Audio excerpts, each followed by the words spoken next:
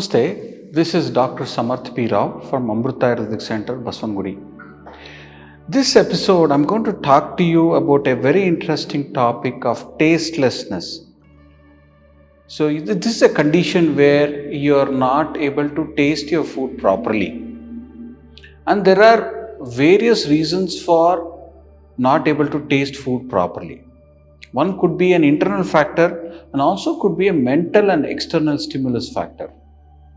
Ayurveda classifies this and calls it as arochaka. Arochaka is unable to taste food properly, or the food doesn't appear tasty. No matter how tasty that food item is brought, that person is unable to taste it properly.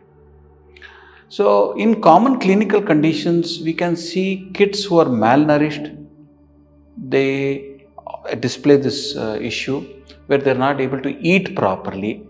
They are not encouraged to, their favorite food is there, they don't find a taste in it, they show disinterest in it.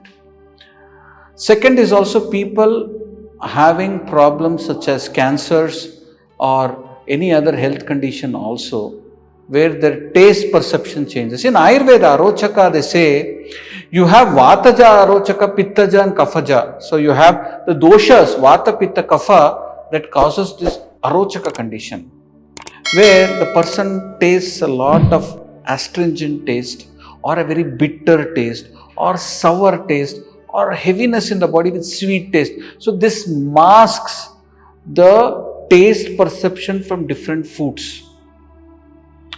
So in this condition, what are the different foods to be avoided and situations to be avoided? In this whole problem of having tastelessness, there is a key factor of mental pressure that it causes.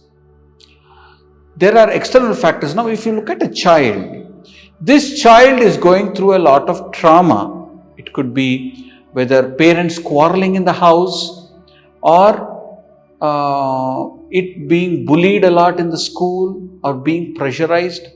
That reflects on their eating patterns. They don't eat normally, or they do not perceive taste properly. This is one reason why children reduce their food to consume.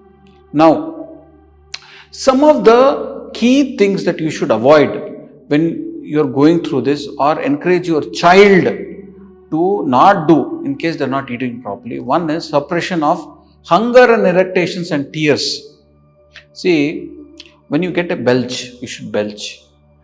When you feel like crying, you should cry. When you are having hunger, you should eat.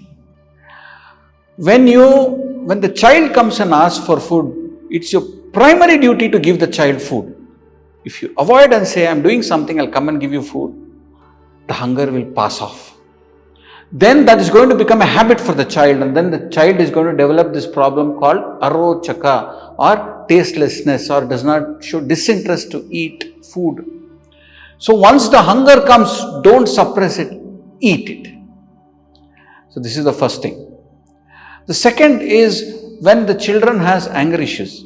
If the child is very angry, or if the person is very angry, he is worried about something and this is causing a lot of anger in him, this also will cause that person to show disinterest in food. So have strategies in place to control your anger. Same thing with fear. If you're in a fearful situation, fearful mindset, if the child is scolded a lot in the house, beaten a lot in the house, and is given a very tough time, and you're disciplining but too harshly, this also can be one primary reason for the child to show disinterest in food. So this also has to be addressed. Generally, when there is a shock situation, when somebody is in shock, there is always a disinterest in food. When there is a death in the house, when there is serious breakdowns in the house, you do not enjoy your food. You can't perceive the taste of the food properly. It's a mental trauma. So you should find strategies to address it. Sometimes even overindulgence in food also increases tastelessness. So make sure you eat food In Ayurveda, we say hitavagi mitavagi. In moderate quantity and in moderate quality. You have good quality. You have to consume this food, not overindulge in food. So avoid eating foods that, when you're having this condition, avoid foods that you don't like to eat. So try to win the hearts of your senses, your tongue.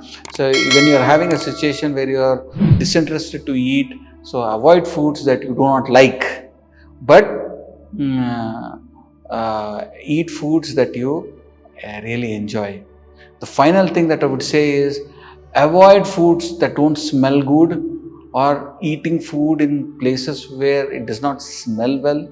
Because when you eat food, right, it's not just your tongue and experiencing food, it's also your nose smelling it, it's also eyes seeing it, also your hearing that food.